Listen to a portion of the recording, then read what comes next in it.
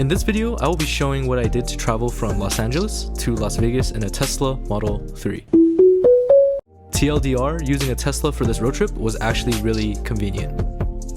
Okay, so I actually never went on a long road trip with the Model 3, so I'm going to try out this website. So I'm going to click Model 3 Performance. I'm going to enter my approximate location, Las Vegas Strip. So I also want to know what stops I want to go on the way back, so I'm going to make it go back to LA. So the total route is LA to the Vegas Strip, back to LA.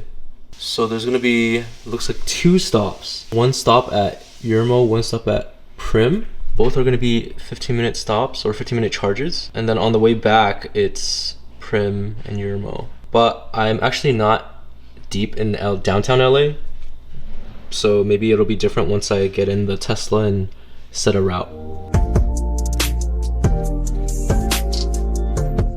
Alright, I know this looks super weird on camera because there's like a protective covering. I input the destination right there, but I also input my home address after. So now it's telling me to take this route. So I'm going to charge there.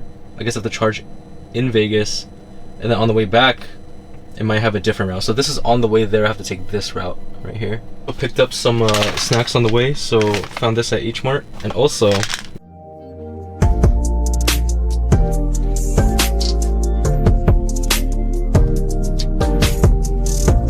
alright, so update, still got this much to go. There's actually a lot of traffic. May not look like it, but I mean it's pretty congested. Yeah, so if you open up the entertainment module, you can't really do anything. Probably better that way. If you go to arcade, it also says only available in park. Toy box. Let's see. Yeah, for like the ones where you have to like interact with the application, it won't let you do it unless you're in park. It's my first time taking the Tesla on a long road trip, so it's gonna be my first time using a supercharger on a road trip. Only other time I've used a supercharger was when I was just playing around at the nearest one to my home, and that's literally been the only time where I've used a supercharger. So I mean, I hear Tesla's supercharging network is super good. I would imagine the LA to Vegas supercharger network should be really good because it's a pretty common journey, so hopefully it's good. Also wanted to say that these seats are really comfortable. My back is doing great, the lumbar support's awesome, and the cushioning is really good too. So it's been good. Alright, so we're about to pass a supercharger. Not gonna take that one. But yeah, this is the view. Looks really good. Okay, as I'm getting closer to the supercharger, it's preconditioning the battery for supercharging. So I will start recording once I get closer to the supercharger.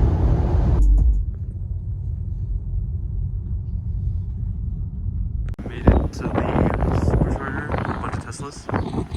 Here's mine. Yeah, just click this and it's charging. So here's some footage of the Baker, California supercharging station. I would say about 40% of the stations were being used, and so there was no wait. You do want to charge one station away from another Tesla so you get the full charging speed. While the car was charging, I used the restroom, took some photos and videos, and watched some TikToks to pass the time, which actually felt really quick. I don't know if you hear that, but that's like the battery charging up right now. It's taking it's like 400 miles an hour of charging. That's nice. That's real fast. I think 5 minutes remaining to continue the trip, but 5 minutes will only get me enough miles to get there. I want to get full charged so I have some extra miles when I'm there. I have to charge for a bit longer, but yeah, so I'll just wait here and see. Should be okay. So this is pretty cool. If I tap this and I scroll down to the destination, it tells me that I will have 35% battery remaining when I get there. So I think that's somewhat enough. And I also routed it to the on the way back so that it'll tell me which superchargers to take before I leave Vegas. It's telling me now I have 36% left, when I get there because I'm still charging. But yeah, I'm gonna charge for a couple more minutes and then I will dip and go to Vegas.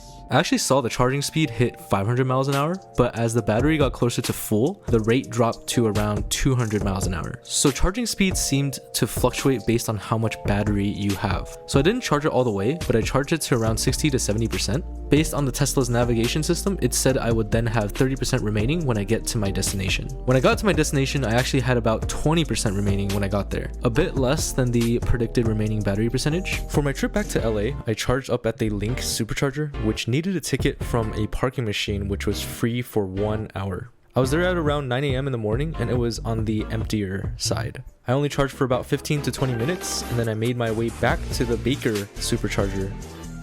Alright, so I'm here charging at the Link, but the navigation system on the Tesla is like not working. Like it's really slow, so it's really annoying. I'm trying to go to this Supercharger, but it just won't load. I already reset it once by holding these two buttons, but so I guess I gotta use Google Maps. So after canceling the trip on the Navi and inputting it, it's now working again. I'm on my way to Baker Supercharger now. So how much did this trip cost and how does it compare to a gas powered car? I used 120 kilowatts of supercharging. I traveled a total of 370 miles with supercharging, which excludes the charging from my home. Each kilowatt used 38 cents, which in total costed me $45.60. How does this compare with gas cars? Well, a 20 mpg car would have used 18.5 gallons to travel 370 miles. And for California's crazy prices for regular gas at $4.70 a gallon, this would have costed $86.95. A 30 mpg car would have used 12.3 gallons, which totals to $57.81. A 50 mpg car like a Prius would use $34.78. With these rough estimates, we can see that even with the crazy gas prices, a Prius is still more economical compared to supercharging. A car with 37 mpg would be equivalent to the price of supercharging. I don't want to make this video sound biased in any way, but I came into this trip thinking that it would be annoying to use a supercharger. But after learning about how the navigation system in the Tesla works and learning about where the superchargers are, it really makes road trip charging painless by directing you to the superchargers along the way. The charging felt really quick. Going into this trip, I was pretty worried if charging would be a hassle, but I'm glad to see that the supercharging network, navigation, and autopilot made this the most comfortable long drive I've ever been on. If you enjoyed the video, please like and subscribe. Thank you all for watching and I'll see you in the next one.